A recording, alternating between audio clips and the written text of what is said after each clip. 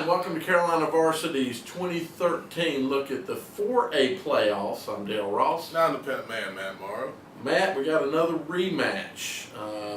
Here we got number 11, Porte Ridge, at 8-4, out of the Southwestern 4A Conference, going over to play Rocky River, who's a number 3 seed, 10-2. These two teams played just a couple of weeks ago. Yep. Rocky River won it 20-0, and with Butler defeating Independence, that gave Rocky River their 4A Southwestern 4A championship. Last week, Porte Ridge had to come from behind to defeat Watauga, 37-26. So they came from behind to get way out in front. Down some players, as we know. Pretty controversial situation for the team. But like you said in the player highlights, showed a lot of character for the other players and coaches to be able to pull together, not let that destroy them, and win a ball game. I felt like this was their ball game to lose anyway. And then Rocky River played that high-powered offense and defeated Reagan 26-6. Never seen an offense like it. Yep, and we probably never will again. Not this year. Oh, we love you, Reagan. We do. If you're out there, tell us about it. We don't know. We know nothing but Charlotte football. That's apparently. right. Porte Ridge obviously is down some players, and even though it may have been more impacting last week as a a controversy, everybody got that on their mind. Now it's a personnel issue of you were able to get through the mental issue and personnel issue, but now it really is a personnel issue. So how does Porte Ridge adjust to that? I think the big thing for Porte Ridge here is, of course, can they overcome that and step up and knock off a team that just beat them and hadn't shut them out the previous 2 weeks ago.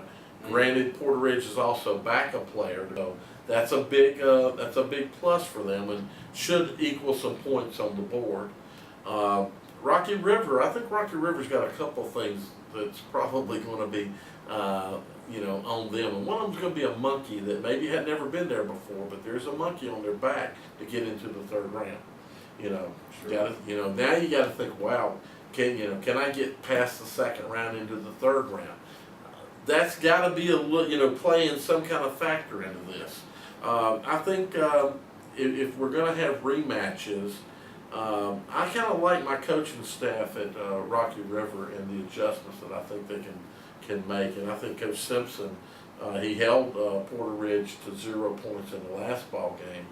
After playing and physically matching up, now they really know how they match up against them. I think it's going to be a real interesting ball game to see how two good coaching staffs make their adjustments. And you have some personnel adjustments that one has to make, but one of them's a very big positive for them, how that's going to play out. Yeah, like we said earlier, rematches, the team that lost has somewhat of an advantage. But, the team that lost is not the same team going in to play these guys. Exactly. Because the two guys that they don't have are two starters that played on both sides of the ball. Right. So when you talk about personnel issues, you got to have some guys that have to step up and probably play the best games of their seasons in this game for Porte Ridge. And I think that's a part of my key here for them. They got to find their heart and passion early.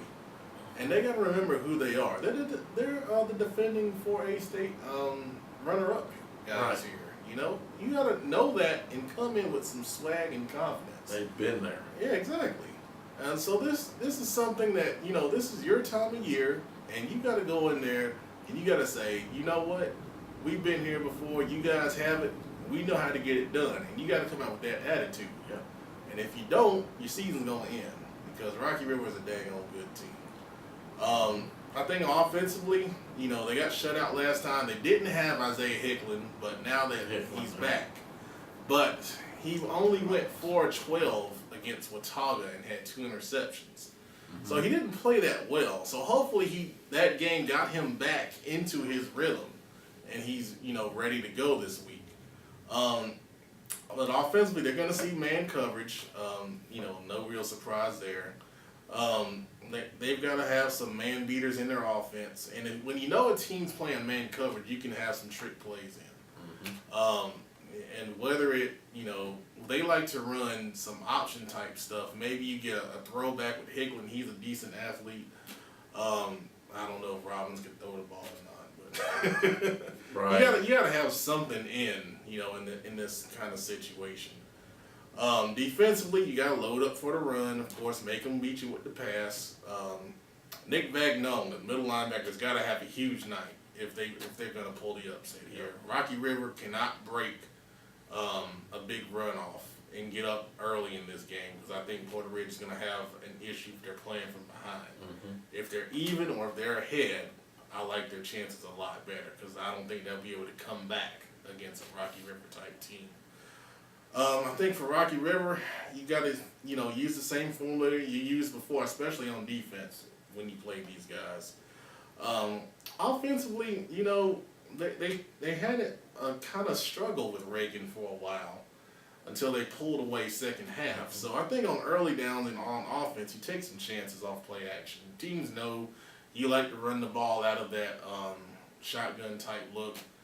Set them up. Take a deep shot. Maybe you get a big play or something, or at least loosen them up for the run game even more. Defensively, I think you play the option for the pitch with Robbins and string it out to the sideline. That's the way Butler did it when I saw Butler play Porter Ridge a couple weeks ago, and Porter Ridge just couldn't run the ball. They didn't have that option. They couldn't get anything up the middle, and I think it's going to be the same type of deal here with Rocky River. So. I don't make a prediction normally on Monday. I like Rocky River, though, here. I think Porter Ridge, with everything going on, and the guys that they lost are big guys, it's going to hurt them in this type of game. I think it made the game last week with Watauga closer than it should have been, but I think it's really going to show this week against Rocky River. Yeah, this is a better team than Watauga. Yeah. Much better team. The thing going for Porter Ridge is that they, for the last 2 seasons, they've been in the state championship ball game. Right. So they've made it through the second round many, many times over the past few years. I'd have to go look and see what they did 3 years ago. I can't remember now, but seemed like they lost to, that team in orange, Davie County. They lost to Davie County, and I think that was the third or fourth round. I can't remember now. That's pretty deep. Yep, it was over at Port Ridge. I was at that ball game. So these guys know the third round. They've been there, so that's no big deal for them. So, but like you say, I think this is a better team than Watauga. So everybody's got to put their big boy pants on and play in this ball game, especially those that have to step up for the missing people. That's right. I don't know if that's 2 guys that are going to play both ways, or is it 4 guys? One guy on each side. Who knows? But Exactly. whatever it is, they've got to step up and play. Really good ball game, and I know it's on both of our short lists to attend. I love the stadium, love the lighting. I can take some great pictures there, and love the coaches too. So you guys enjoy the ball game. I'm sure you're going to have a good ball game. It might be one of the better ball games in the area. Thanks. That's right, on time is tricky. It's tricky. It's tricky to rock around. That's right, on time is tricky. I met this little girlie. Her hair was kinda curly. Went to her house and bust her out. I had